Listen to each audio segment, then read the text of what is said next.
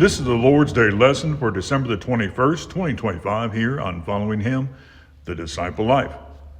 Ebenezer Scrooge still died. Now, here's your spoiler alert if you're not familiar with A Christmas Carol, if you've not read the book, or you've not seen one of the multitudinous plethora of adaptations of this story that are out there. Even sitcoms will have their Christmas Carol episode and things. But regardless, maybe you haven't seen it. Here's your spoiler warning.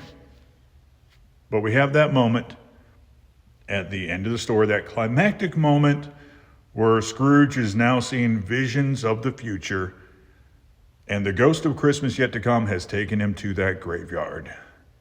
This overgrown graveyard, not exactly what you would picture as a nice, resting place, if you would. Of course, the soul goes on, but so they're at that graveyard in that moment, and this is the resting place of this man that in the visions of the future, they've been hearing these conversations about some man that has died. And this man is not missed by anybody. They're either just kind of coldly indifferent to him. One says maybe they were indicates that maybe we're kind of friends, but doesn't really seem to be tore up about the situation. We even see happiness at his death at one point. Now there is some tenderness attached to death in these visions of the future, and that is when they see that Tiny Tim has died. Of course, his family's all torn up about that, but they're never going to forget him, and he is missed and he is loved. But this man that they keep hearing about, he's not. He dies very much alone, unmissed. And it states in the text of the story, as Charles Dickens wrote it, Scrooge crept towards it. That is talking about the tombstone, trembling as he went, and following the finger, read upon the stone of the neglected grave his own name, Ebenezer Scrooge. He was dead. And here's the thing. He was still going to die. Now, we know what happens from that point. He begins to tell the ghost that he'll change, and then he wakes up in his bed, and he does change. He becomes this wonderful person, and he does his best to right the wrongs and to be a better person. And Charles Dickens, now, he does say that Tiny Tim does not die. Scrooge becomes like a second father to him, and he doesn't die, that is, Tiny Tim doesn't die. And of course, it'd be understood that at some point, this story takes place in the first half of the 1800s. At some point he would have died, but he wouldn't have died, that tragic death, the death of a child. That's, of course, every death matters, but the death of a child particularly. But so apparently he doesn't die young. That whatever this health issue he has, that Scrooge and helping out Bob Cratchit's family, that it gets fixed. He doesn't say that about Scrooge. He doesn't say that about Scrooge. It's implied that Scrooge is an older man. If you've seen any of the illustrations from the first edition had pictures in it of what these characters look like. And Scrooge is pictured as an older man. And it's not really blatant in the story, but, just the fact that he has this past behind him and such, it is generally implied. He's older. I would take him to be at least in his 60s. And so, he statistically, he wouldn't have had much longer.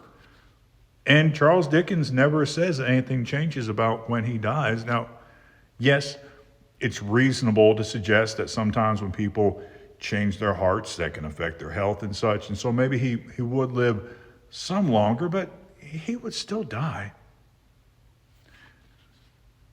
I recall how it's presented in the version of this story that was done quite a few years ago at this point that starred Henry Winkler as the Ebenezer Scrooge character. Now I say Ebenezer Scrooge character because in it, he is not playing somebody called Ebenezer Scrooge. In fact, in the movie, A Christmas Carol is actually a book in the movie. So like A Christmas Carol is a known thing in the movie, but it still goes through the ghost and such. And he plays Benedict Slade. And in the movie, I think it's called An American Christmas Carol. And he gets to the end where he realizes that he's died.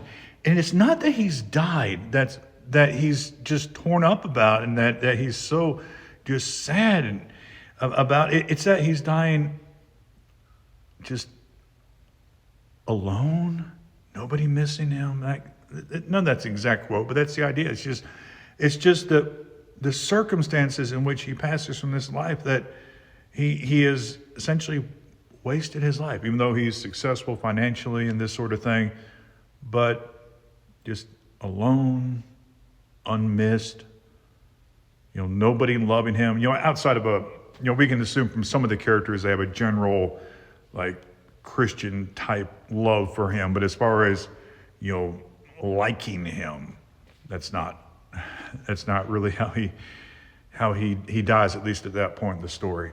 And I think that's the point. It's not so much that Ebenezer Scrooge is going to die.